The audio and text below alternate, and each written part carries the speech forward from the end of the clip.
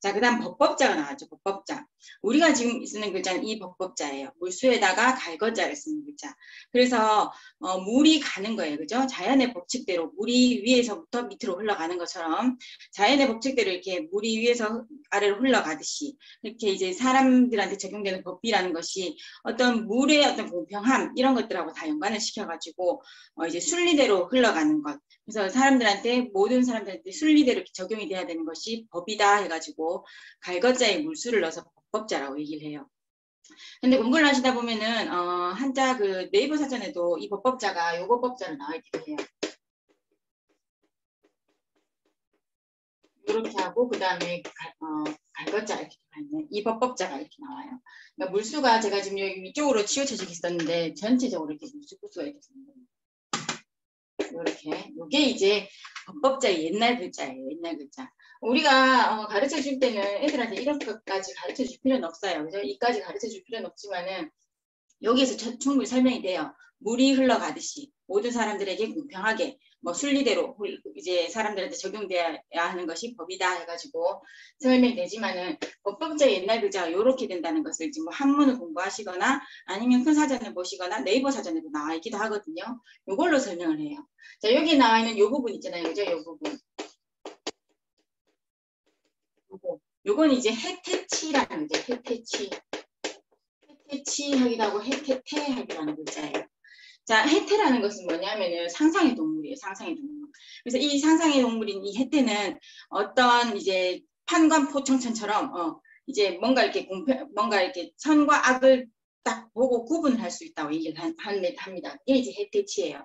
그래서 우리가 보면은 옛날에 법관들이 썼던 모자를 혜태관이라고 얘기를 한다고 법관들이 입는 옷을 혜태복이라고 얘기한다고 그러고 그런 것들이 있거든요.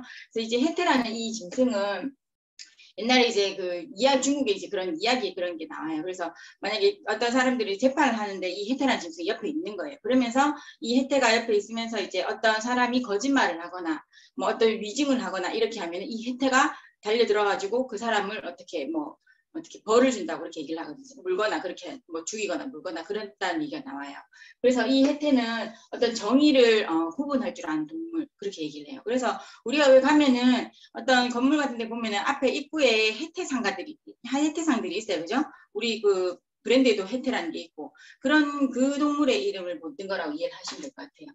근데 글자 자체가 너무 복잡해지고 이 글자가 이제 어쨌든 뭐 어떤 정의를 구분할 수 있는 동물을 상징하긴 하지만은 큰 의미가 없다 보니까 이게 글자가 너무 복잡하고 큰 의미로 이렇게 들어가지 않다 보니까 여기 빠지고 지금 물수하고 갈거만 남게 돼서 이제 이 글자 법자가 된 거라고 이해를 하시면 될 것 같아요. 자, 그래서 법법, 뭐 법칙, 뭐 법률, 헌법 이렇게 나옵니다.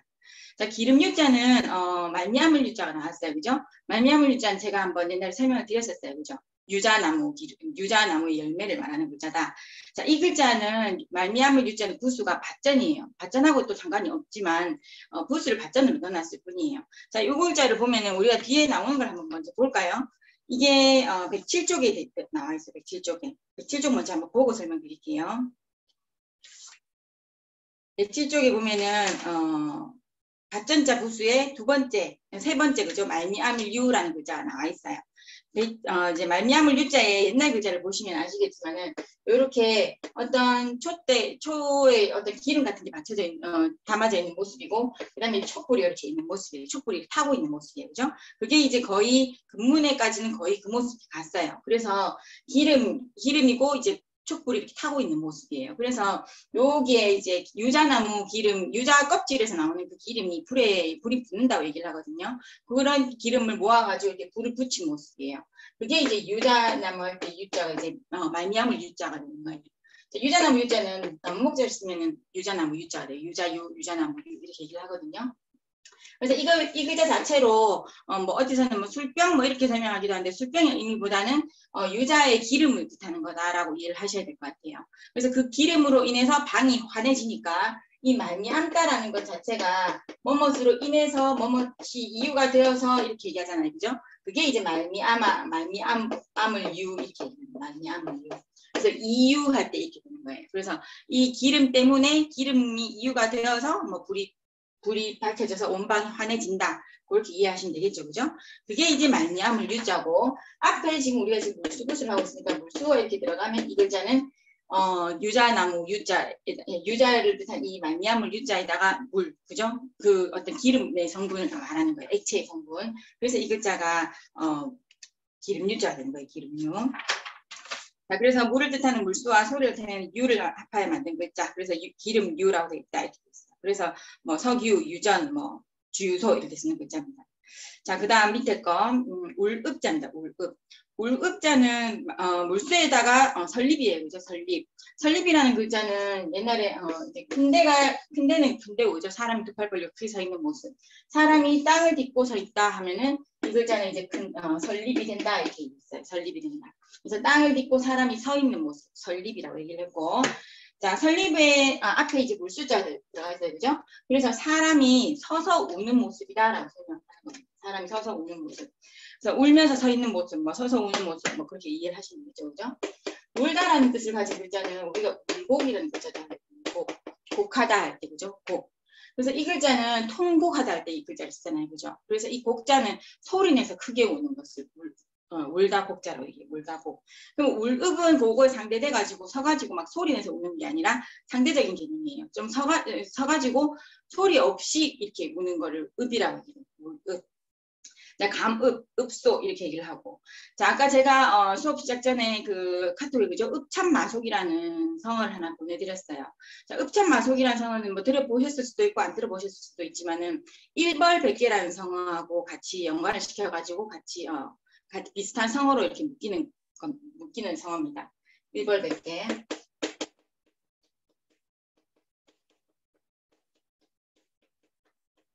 한 명을 벌해가지고 그죠? 많은 사람들한테 경계심을 심어주는 게 이제 일벌백계예요. 그래서 성어를 읽어보셨으면 아시겠지만은 한 사람을 내가 아끼는 어떤 한 사람을 가차심으로써 다른 사람들한테 이렇게 여러 가지 경계심을 심어주는 게 이제 이제 읍참마속이에요. 그래서 거기 보면은 마속은 사람 이름이에요, 그죠? 그래서 울다 참은 참하다 참할 참, 울면서 참한다 마속이라는 뜻이에요. 그죠? 그래서 마속 울면서 벤다는 뜻이 읍참 마속이고 이게 이제 일벌백계하고 같은 뜻이니까 꼭 같이 알고 계셔야 될 것 같고 거기 보면은 마량이라는 사람이 나와요. 마속은 이제 맛이 옛날에 이제 거기에 보시면 아시죠? 맛이 오형제라고 나와있는지 모르겠네. 마속은 그 오형제 중에 막내라고 얘기를 하고 마량은 맞이라고 얘기를 하거든요.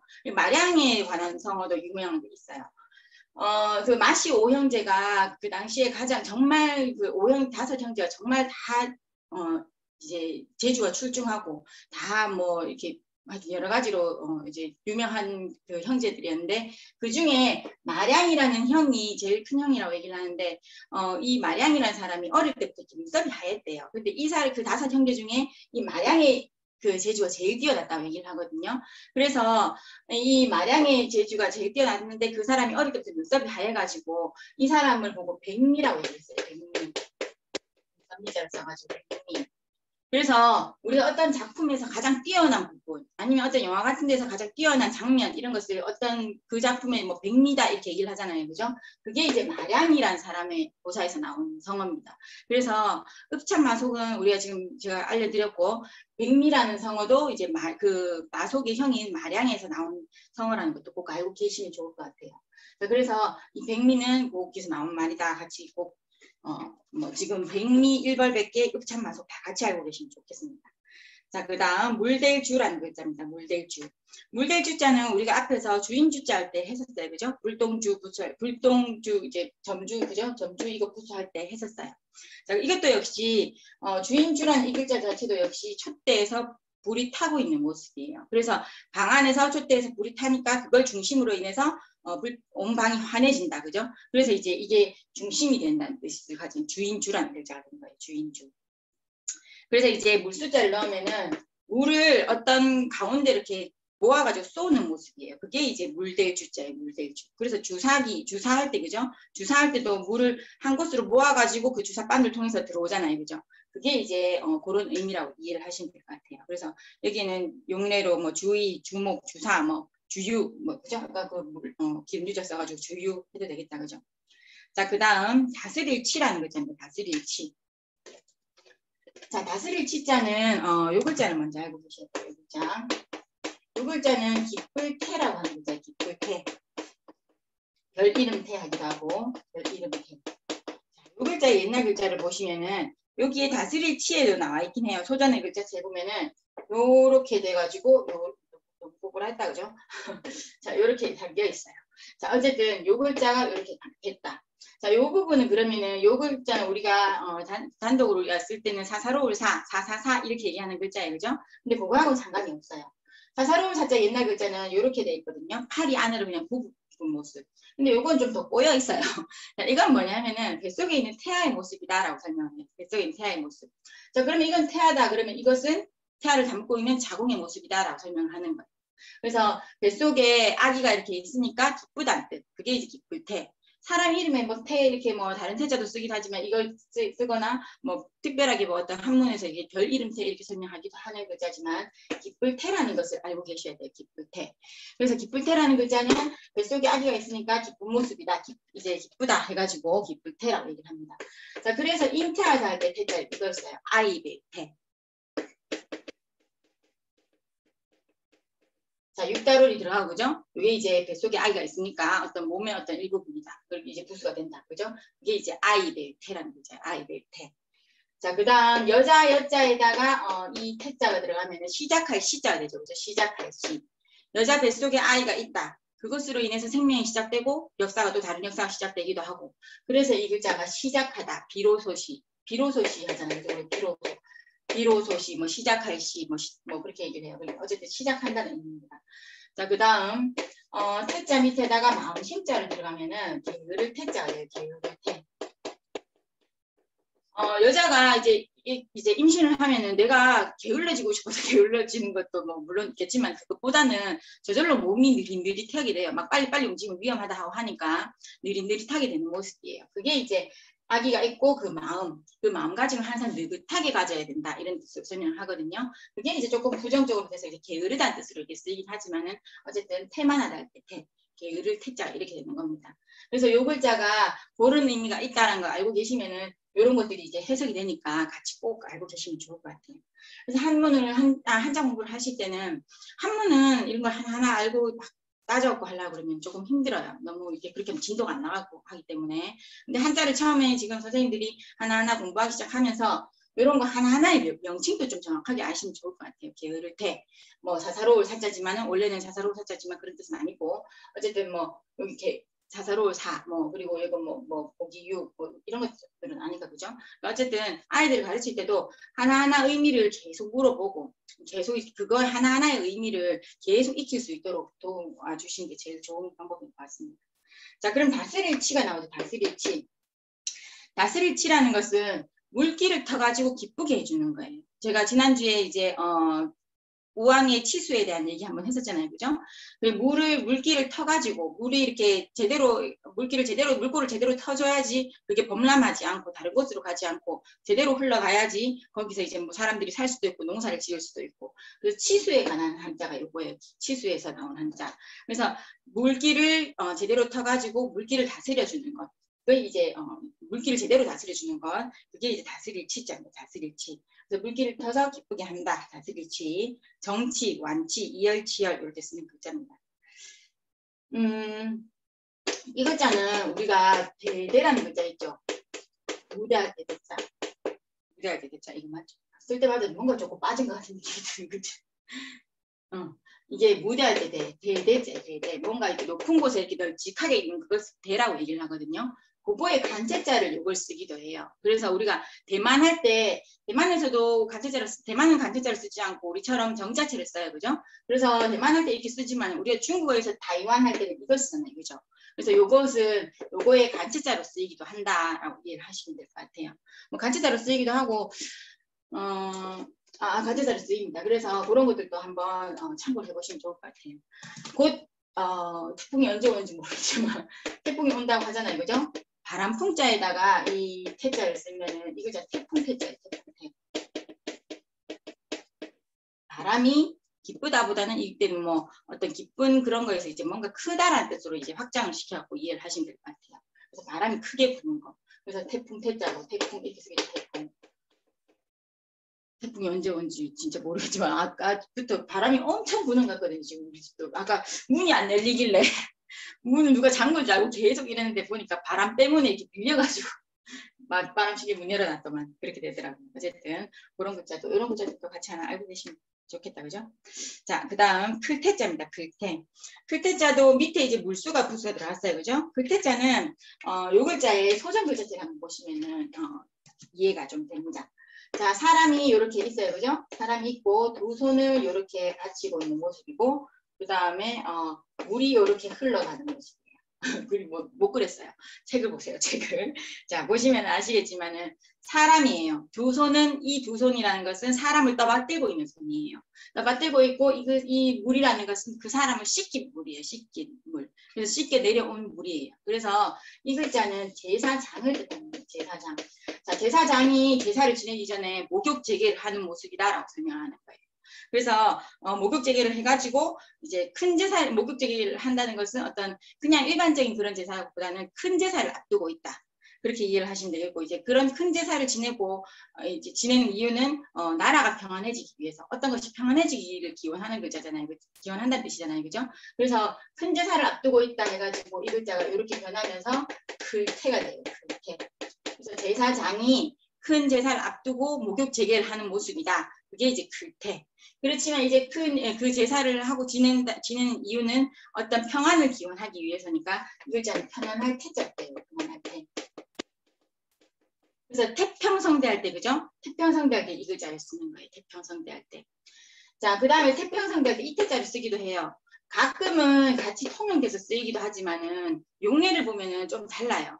자, 이 글태는 이것도 글태, 이것도 글태잖아요. 그죠? 요거는 뭔가 좀 추상적인 개념의 태자예요. 추상적인 거. 추상적인 것이나 아니면 아마득한 것 가득 이제 좀 멀고 가득 아마득한 거, 까마득한 거, 아마득이 무슨 말이지? 까마득한 거. 그다음에 뭐 무한한 거. 이런 걸 쓸 때는 이 태자를 써요. 근데 요거는 조금 추상적인 태자로 요걸 쓰는 겁니다. 추상적인 태자. 그래서 어쨌든 태평성대 할 때는 같이 쓰기도 하지만은 용례를 보면 조금 다르다는 거. 그러면 이 추상적이고 까마득하고 뭐 무한하고 이런 걸 생각해 보면은 태극기 할 때 태자 이거 쓰잖아요. 그죠? 태평양 할 때도 이거 쓰고 태양할 때도 이거 써요. 이거 쓰지 않아요. 그때는 확실하게 구분이 되거든요. 자, 그러면 클태 같은 경우는 조금 이제 어떤 편안한 모습 그리고 또 뭐야 그 추상적인 것, 구체적인 것, 그죠? 그래서 이제 태산할 때 이 태자를 씁니다. 태산. 그리고 태연하다 할 때는 편안한 모습이죠, 그죠? 편안한 모습, 태연하다는 것 자체가 어떤 글자에서 형용사 뒤에 그라 연자 이렇게 나오잖아요, 그죠? 이거는 한문에 되게 많이 나오는 표현이에요.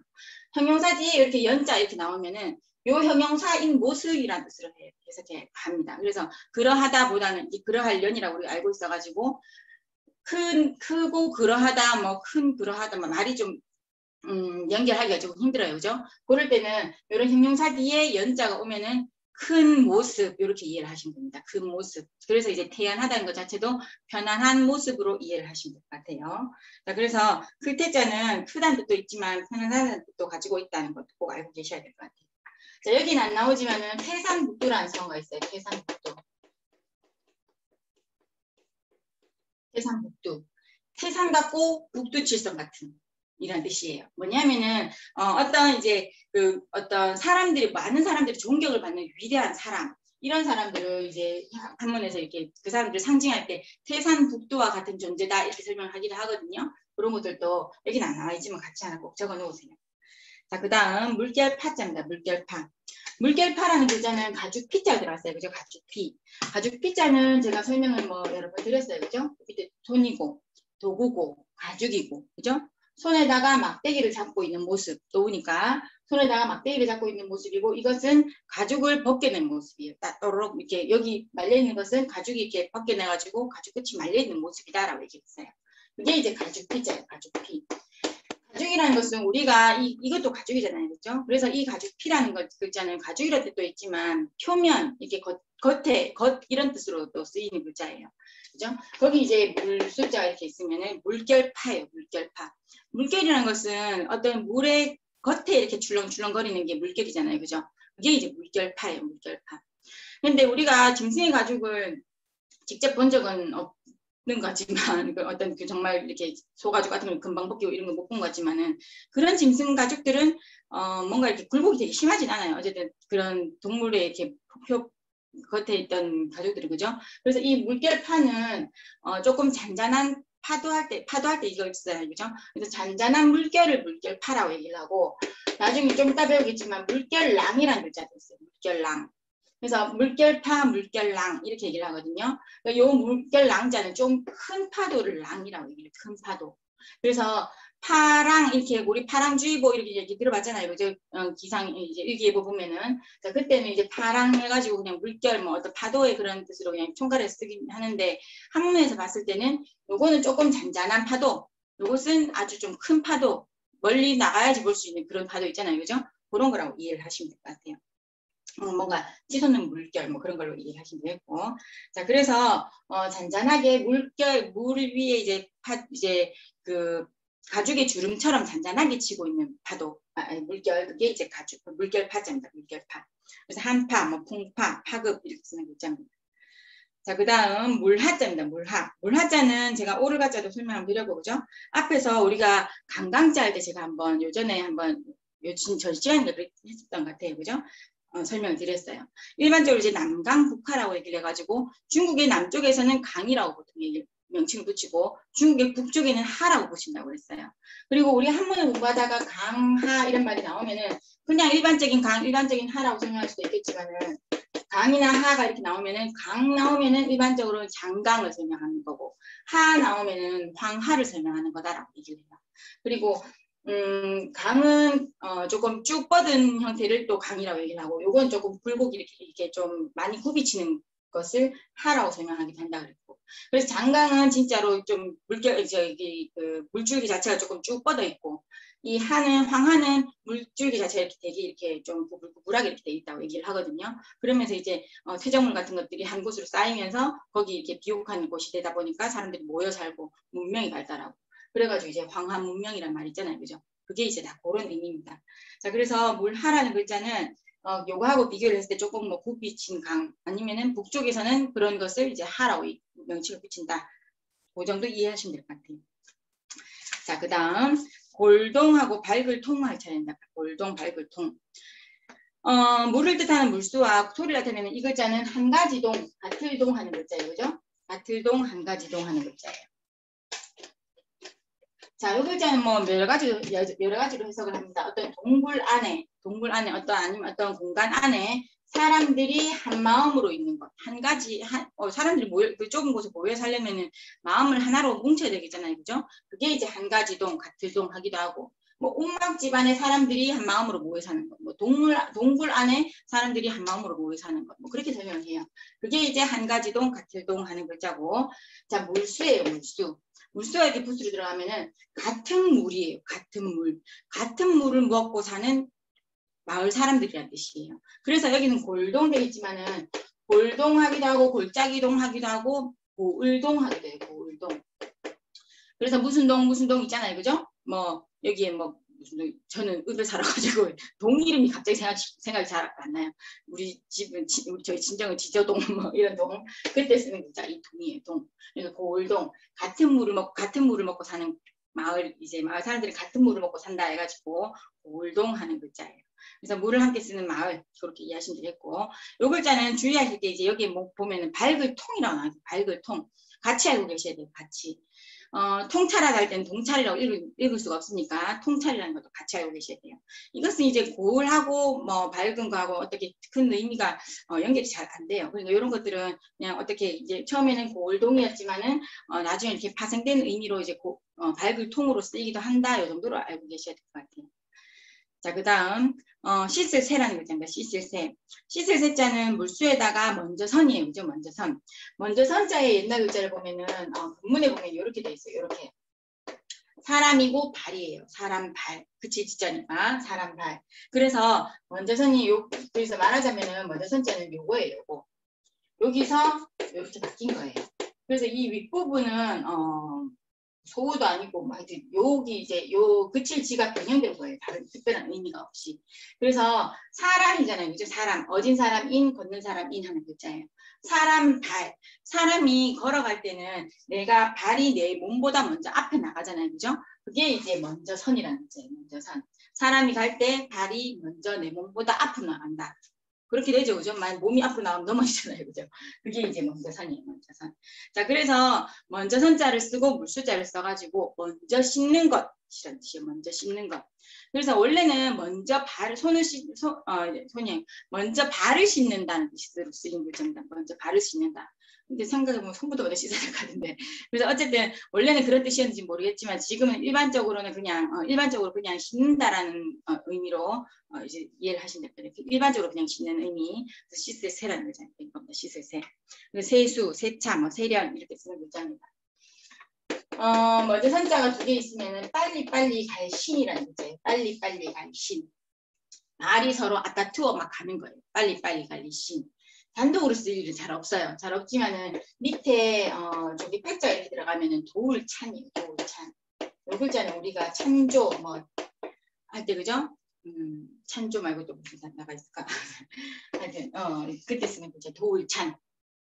그래서 이제 빨리빨리 가가지고 어떤 돈을 보태주는 모습이에요. 그죠? 뭔가 이렇게 금전적으로 도움을 주는 모습. 그게 이제 도울찬이에요. 도울찬. 이게 발음 역할을 해가지고 앞에 이제 말씀 언자 들어가면 길일찬이에요. 길일찬. 발음 역할을 하는 걸 이해하시면 돼요. 길일찬. 그래서 이 글자는 형성무자의 원리로 그렇게 이해하시고 길일찬, 찬양하다 할 때 찬자 이것입니다.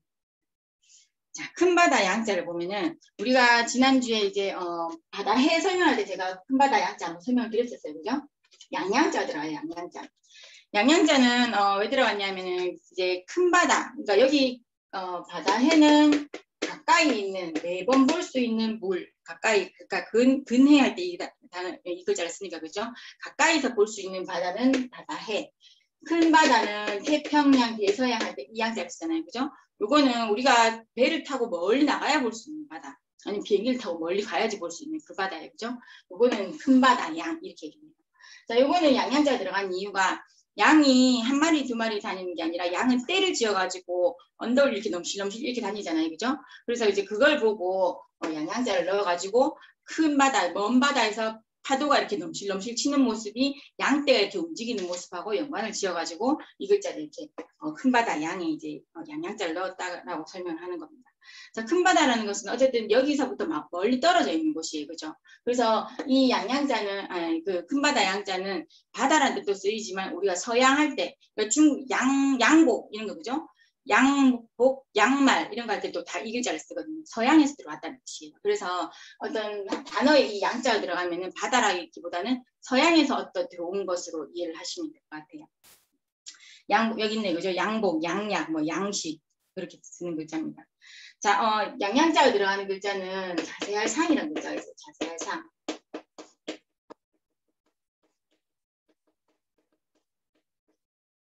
자세할 상. 자세한 상자에는 이제 말씀 한자이고 양양자가 있어요. 그죠? 우리가 세개자 있잖아요. 세개자. 이런 거랑 비슷하다고 이해를 하시면 될 것 같아요. 세개자는 말로 10가지 세는 게 세개예요. 말로 우리가 숫자를 셀 때, 돈을 셀 때도 속으로 세도 되지만은 뭔가 소리를 좀 내면서 세야지 안 헷갈려요. 그죠? 그런 의미를 이해를 하시면 될 것 같아요. 그러니까 말을 하면서 10가지, 10가지 뭐 숫자를 세어본다 해가지고 3개. 이것도 역시 말로 양의 숫자를 세어보는 모습이에요. 그래야지 자세하게 알 수 있는 거예요. 그 양의 숫자가 정확하게 몇 마리나 되는지. 그래서 양이 몇 마리인지 말로 세어본다라고 이해를 하시면 될 것 같아요. 자세할 상. 그래서 상세하다 할 때 상자를 이걸 쓰고 뭐 소상이 아뢰어라 할 때도 상자를 이걸 쓰고. 부를 숫자 써가지고.